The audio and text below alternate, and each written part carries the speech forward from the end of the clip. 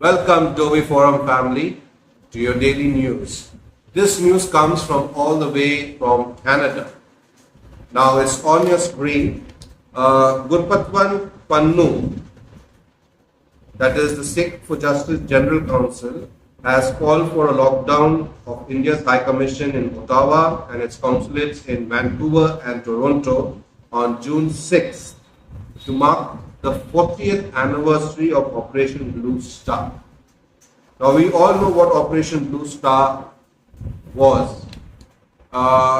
It was an operation carried out at the behest of our then Prime Minister Indira Gandhi to flush out the Sikh separatists from the Golden Temple that were armed with guns and bombs. So this was the operation carried out where successfully the separatists were flushed out, many were killed. Now, while the political wing, this is the political wing, that is the New Democratic Party, also called the NDP, has announced that it will seek official recognition of the so-called Sikh genocide in November this year. Now, my friends, what I want my friends in Canada to know is that siding with these terrorist groups, separatist groups, is hurting the relationship between India and Canada. Last what I had spoken, or rather I heard about, our foreign minister stating that they would talk to Canada in regards to free trade and whatever. That is only next year in November or December. But that is usually a time where you have elections. Like how we have the Lok Sabha elections in India. The same way they have elections in Canada. So it very clearly states that, the government does not want to have anything to do with the current government of Canada in the present scenario where they're supporting these groups. Now, we all know that Justin Trudeau's party, is not in a majority without the support of this particular group, that is the New Democratic Party, which is basically all these Sikh separatists who form this party. So, Canada needs to know what they want and where they're heading. Now, they have also mentioned that 4 persons of Indian nationals have been arrested, but there has been no proofs that have been brought forth which directly involves Indian government or the deep state in any sort of killing in Canada or anywhere else. So, coming up with allegations openly, apparently openly, even in their house, in the parliament, or in the media, it does not show maturity at all. Now, this all started last year when the Sikh for Justice principal organizer was killed in British Columbia, Hardeep Singh Nijjar, on June 18th in the town of Surrey. Now, this could be anybody taking on enmity or killing. It doesn't have to be India.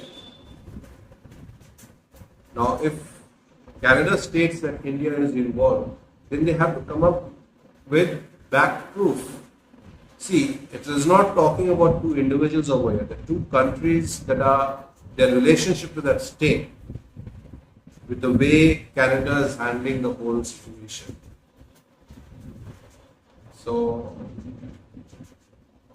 let's see what the future holds between Canada and India's relationship.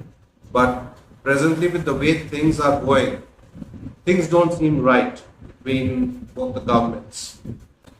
From the world of cricket, we are having the T20 World Cup that is going on in the United States and West Indies. That's the venue that has been chosen.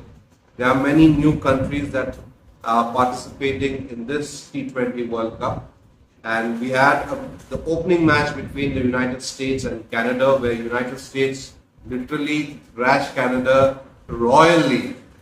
Canada scored 194 for 5 in 20 overs, and USA scored 197 for 3 in 17.4 overs. Now,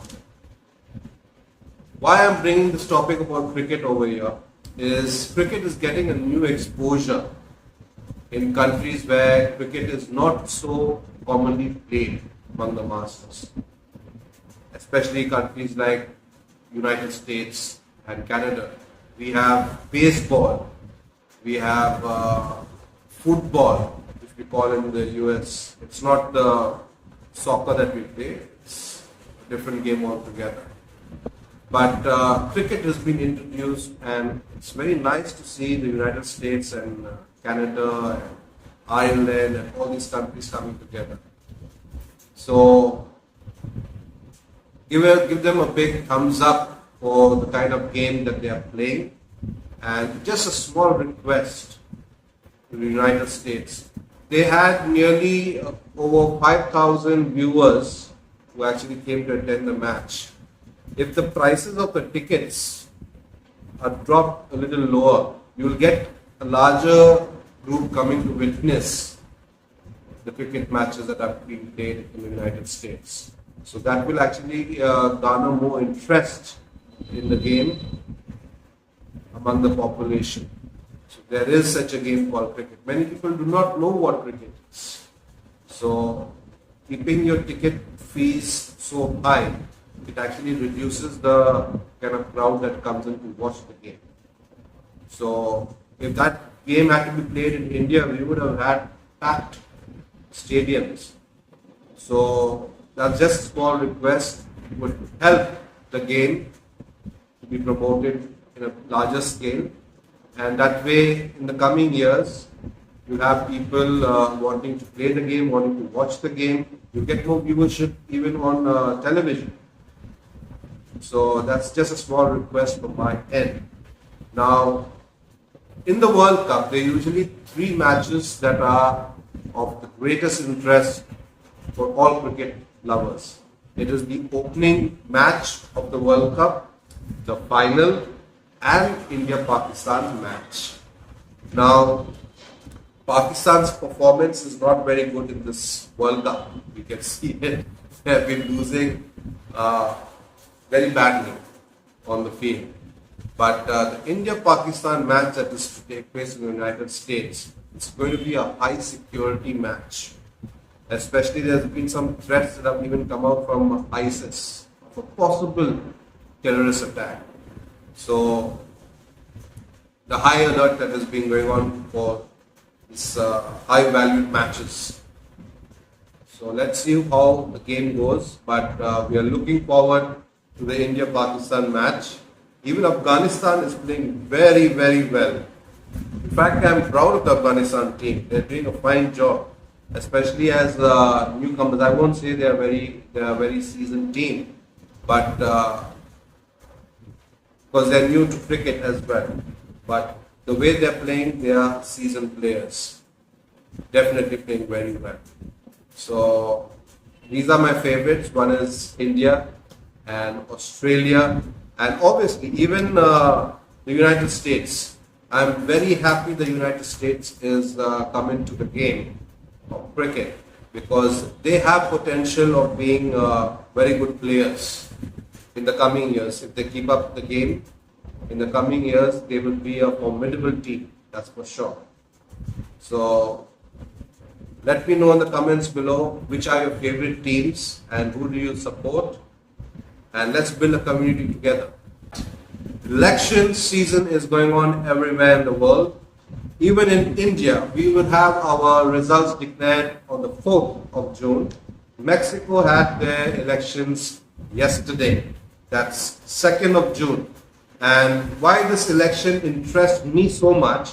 Because for the first time that the front runner for the top post of president could be a lady. That's right. And her name is Claudia Sheinbaum Pardo. She's from the Morena party. She's a Mexican politician, academic, and a scientist. She has written over 100 articles, 2 books on energy, environment, and sustainable development. She has also served as head of government of Mexico City, a position that is equivalent to that of the state governor from 2018 to 2023. So she seems to be a seasoned lady, and I hope that brings change to Mexico, especially with a lot of crime. Mexico is known for a lot of crime. Think about Mexico, cartels, crimes, murders. So being a lady who is experienced, I hope she brings change to Mexico. I hope she becomes the Iron Lady of Mexico. That's all for now of your daily news. I'll keep you posted with news on a regular basis. Those who have not subscribed to this channel, please subscribe below and like this video, share this video, and let's build a community together. It's with your support that we are able to grow as a family.